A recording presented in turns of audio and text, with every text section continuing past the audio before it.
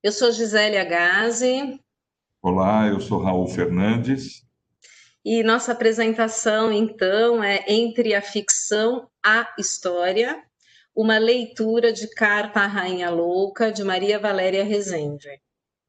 Maria Valéria Rezende, nascida em Santos em 1942, cresceu em uma família que mantinha um ambiente caseiro permeado por literatura. Sobrinha neta de Vicente de Carvalho, a autora afirma em uma de suas muitas entrevistas que não queria ter nascido em outro lugar nem em outro tempo, já que Santos, à época, era uma cidade que tinha gente do mundo inteiro e tinha uma intensa movimentação cultural. Freira missionária, publicou sua primeira obra aos 60 anos de idade e não parou mais. Cultivando imaginação fértil e espírito lúdico, suas obras descrevem, como ela, uma trajetória diversificada, indo do seu ninho de haikais, poemas de estilo oriental, até 40 dias, romance agraciado com o Prêmio Jabuti. Com uma vida inquieta, Rezende conheceu inúmeros lugares do Brasil e fora dele. Lugares e pessoas, comunidades, modos de vida, dicções, visões de mundo. Sua obra é uma homenagem às pessoas com as quais aprendeu, fazendo da prática perguntar e ouvir o recurso que lhe rendeu as tantas histórias colhidas e que perfazem as teias de sua literatura. Maria Valéria teve importância enorme para a teologia da libertação, ao divulgar as cartas de Frei Beto da cadeia. Foi uma influência grande também para toda a sua trajetória de vida. Formada em pedagogia, Valéria Rezende dedicou a sua vida à educação popular, praticando as aprendizagens construídas por Paulo Freire. Mas não foi apenas na sala de aula que a escritora teceu o fio das relações de ensino e de aprendizagem investigadas por Freire. A professora também constrói a sua obra a partir das reflexões do mestre, para quem, abre aspas, ensinar exige pesquisa, estética e ética, corporificação das palavras pelo exemplo, curiosidade, alegria e esperança. Saberes que o educador explora no seu conhecido Pedagogia da Autonomia.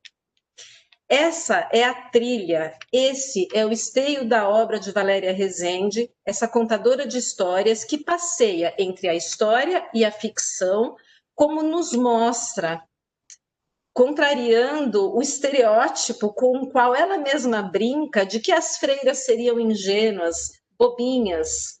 Afirmando-se feminista, como sua própria atuação deixa claro, Rezende não tem dúvida de que, para encarnar o Evangelho, deve estar sempre ao lado dos oprimidos, dos grupos vulneráveis. Próximo, por favor, Raul. Carta à Rainha Louca é um romance epistolar em que Isabel das Santas Virgens escreve para Dona Maria I, que entrou para a história como a Rainha Louca. Mas, claro, a rainha para quem ela escreve não coincide com a figura contraditória dessa personagem histórica. É a rainha projetada por Isabel, que às vezes é apenas mais uma dentre as mulheres que sofrem com o peso, com a violência do patriarcado. Essa carta surge de uma pesquisa, das muitas pesquisas que Rezende fez pela vida. A descoberta foi no arquivo ultramarino de Lisboa, onde encontrou alguns fragmentos dos autos de um processo incompleto, movido pela coroa portuguesa contra uma mulher que, contrariando as regras do Império Português, teria fundado um convento clandestino em Minas Gerais. A minha contribuição aqui diz respeito às representações da leitura e da escrita na obra de Maria Valéria Rezende. E vamos começar com um panorama breve sobre a situação da educação e da alfabetização e da leitura no Brasil colonial, né?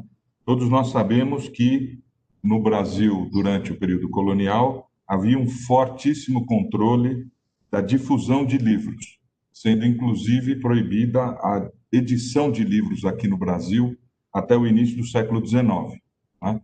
Então, os livros que eram permitidos, o acesso permitido aqui no Brasil, fora, evidentemente, aqueles que seriam contrabandeados, né? eram livros que representavam um auxílio para um projeto civilizador da metrópole, né? Uma difusão dos padrões culturais portugueses aqui no Brasil, uma assimilação cultural por parte da população aqui da colônia, ou então de edificação religiosa, né? Essa grande restrição a obras que não fizessem parte desses escopos, né, se estendia a obras de caráter tidos como perigosos ou desaconselháveis, seja por veicular ideias e doutrinas religiosas ou políticas tidas como desaconselháveis aqui na colônia, né? Havia pouquíssimas bibliotecas, né? E um grande predomínio nelas de obras de caráter religioso, pelo menos até o século XVIII, quando começou a se registrar a existência de obras de caráter profano, literário ou de divulgação e de saberes científicos, né? Aqui no Brasil, durante a colônia, né, durante o período colonial, a instrução ficou a cargo, sobretudo, de ordens religiosas, pelo menos num primeiro momento, até a expulsão dos jesuítas no século XVIII, né? Um grande predomínio, uma grande participação dos jesuítas, mas também de algumas outras ordens religiosas e pouquíssimo financiamento público para a ereção de escolas aqui no Brasil, né? Havia também uma grande participação de mestres de escola, boa parte deles clérigos, capelães, padres, né, que iam a algumas localidades, fazendas ou pequenos vilarejos, ensinar os filhos de quem tinha condição de financiar o trabalho desses mestres de escola, né? Então, normalmente filhos de fazendeiros ou de grandes comerciantes, mas há também o registro de que a essas aulas acorriam outros moleques, como se dizia na época, quer dizer, crianças de famílias de agregados, às vezes de escravos forros ou pardos, né? Obviamente, isso era uma exceção, mas acontecia, há registros disso, o que torna, inclusive, verossímil a história contada por Maria Valéria Rezende na obra, porque a personagem Isabel das Santas Virgens teria aprendido a ler e a escrever exatamente numa situação como essa, acompanhando sua senhora, Blandina, que tinha aulas com um padre, né? A própria Blandina não se interessou muito pela instrução recebida do padre, mas a Isabel, que é a personagem central do livro aqui, sempre manifestou muita curiosidade, muito interesse, e ela disse que a partir de um certo momento, o padre desejava mais ensinar a ela do que a Blandina, né? Então, em síntese, a situação da alfabetização aqui no Brasil era caracterizada por ser um grande privilégio, né, de um pequeno grupo, mas havia exceções, não só esses escravos ou negros ou pardos, né, que tinham acesso a algum tipo de instrução, mas também porque boa parte das próprias famílias da elite colonial aqui, muitas vezes eram analfabetas, então filhos de fazendeiros ou de grandes comerciantes, muitas vezes não eram incentivados a aprender a ler e escrever, né? Em todo caso, havia então um grande predomínio da alfabetização para grupos brancos e masculinos, né? Com poucas exceções.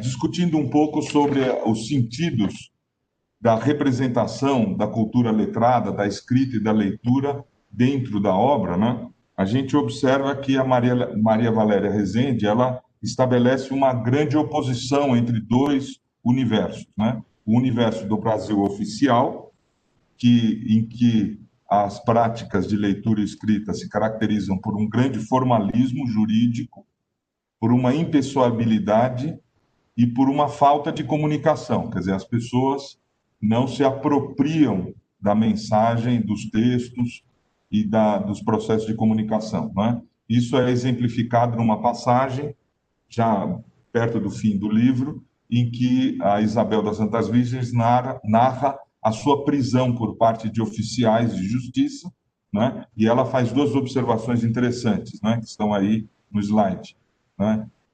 A primeira dela diz que o oficial de justiça não deixou nada dizer, mas concedia-me o direito de defender-me por escrito. Então é interessante porque ela pode escrever, mas não dizer, né? Quer dizer, escrever, mas não comunicar, não se expressar, né? E por outro lado, a passagem logo em seguida, que ela diz que um dos soldados que aprendeu com artes de comandante exibia um papel e resmungava palavras incompreensíveis, como se o lesse. Então, a leitura ligada à falta de compreensão, né? Então, essa questão da leitura e da escrita como mera formalidade e não como um instrumento de apropriação e de comunicação, né? Por outro lado, então, em contraposição a esse Brasil oficial, a experiência pessoal da personagem Isabel das Virgens, né? Que vive a leitura e a possibilidade de escrita como um instrumento de conhecimento, de construção da própria autonomia e de liberdade, né? Ela se refere, numa das passagens do livro, em que ela está encerrada num convento, a uma obra muito importante, que é o Lunário Perpétuo, que ela diz, inclusive, ela se refere como meu tesouro perpétuo, então, tesouro da leitura. Esse Lunário Perpétuo, que é uma obra que ela teria conseguido roubar da biblioteca do convento, é um livro que os historiadores dizem que está entre os mais lidos no Nordeste brasileiro durante todo o período colonial. É um livro, uma miscelânea e de vulgarização de conhecimentos práticos e técnicos que dizem respeito à astronomia, horóscopo, noções de higiene, de saúde, de culinária, até de física, né? Então, um livro de divulgação de conhecimentos práticos que, para Isabel das Santas Virgens, representou realmente a oportunidade de um crescimento pessoal muito grande. E ela, em uma determinada cena, uma parte do livro, ela se refere à experiência da leitura, da maneira como está citada aí, né? Desejava fartar-me, embriagar-me de letras e palavras, de conhecimentos, de ideias e dos sentimentos que elas me haveriam de trazer, né? Então, essa oposição entre a experiência oficial da cultura letrada e a experiência individual da Maria Valéria Rezende, né? Depois, continuando sobre os sentidos da escrita na obra, né?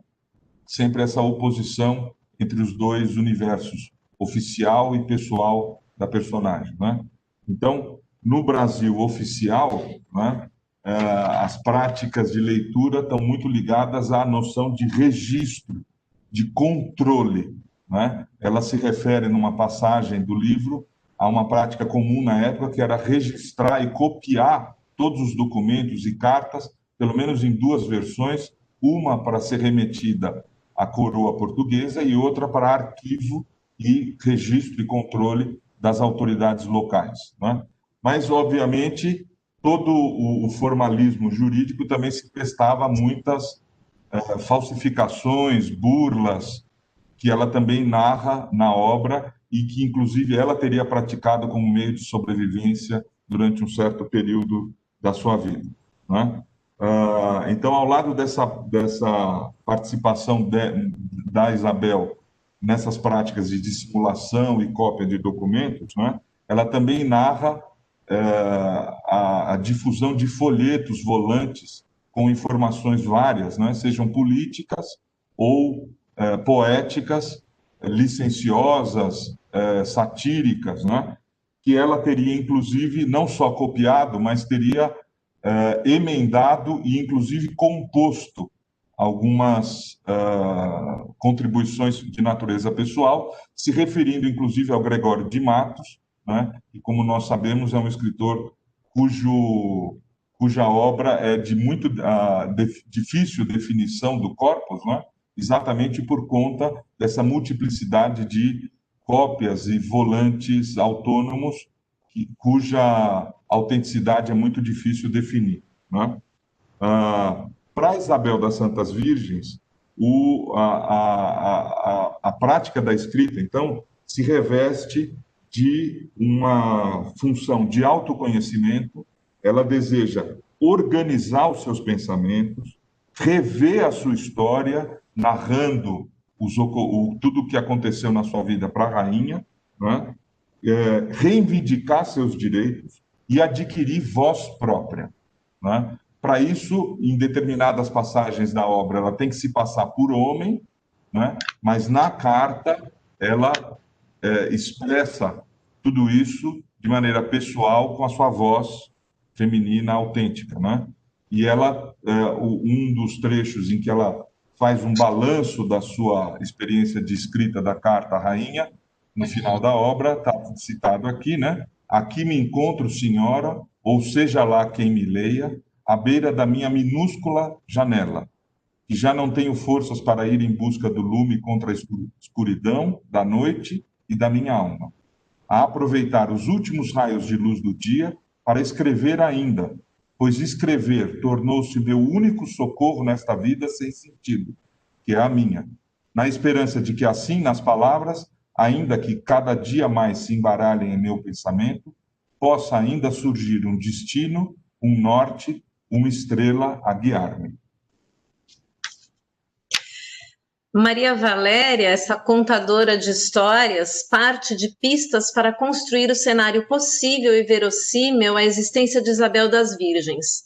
Por meio da imaginação, como Rezende mesma gosta de afirmar ao comentar sobre o seu processo criativo, dá sentido às histórias, costurando eventos factuais ou não pelo fio da imaginação. Das suas linhas, a indignação de Isabel por sua sorte e a da sua senhora Blandina marca a escrita dessa carta, que ao fim denuncia a violência e a opressão do Império Português contra os grupos vulneráveis, os marginalizados, as mulheres, os negros, os condenados a não terem voz nem letra. Conquistar a palavra socialmente se torna, pois, muito mais do que uma realização pessoal. Trata-se da própria possibilidade de dar existência àqueles que são silenciados e esquecidos. O próximo, por favor, Raul. Saber ler e escrever, poder ler e escrever é o que caracteriza a chamada primeira onda do movimento feminista no Brasil, que hoje, em 2020, tomou novas formas, expressões e modos de se afirmar e de se desenvolver, ainda que muitas dentre as práticas patriarcais continuem a repetir as fórmulas do Brasil do século XVIII. Investigar, por meio da ficção, a história, as fundações machistas sobre as quais o Brasil foi construído ou destruído, melhor dizendo, possibilita propor hipóteses que iluminem as razões pelas quais as desigualdades continuam a se aprofundar, para desconstruir as inúmeras e pesadas camadas que se impõem sobre a maior parte da população condenada à pobreza e à miséria. Compreender, escrever, para desconstruir e, quiçá, transformar. Essa é a aposta. Como nos mostram inúmeros fatos históricos brasileiros, resistir à opressão e a todas as formas de violência não tem sido tarefa fácil, custando a vida de muitos. Mas, apesar do que querem nos fazer crer ser impossível, superar um sistema feito para manter o clássico branco, homem e rico, a luta precisa se aprofundar e se espalhar por todos os campos da vida social.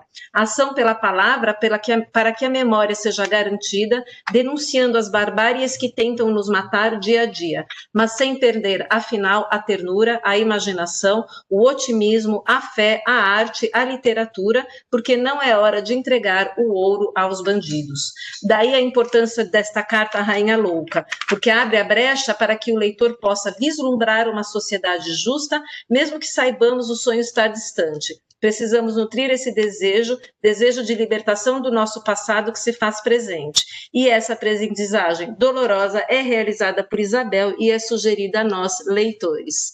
Muito obrigada. Obrigado a todos.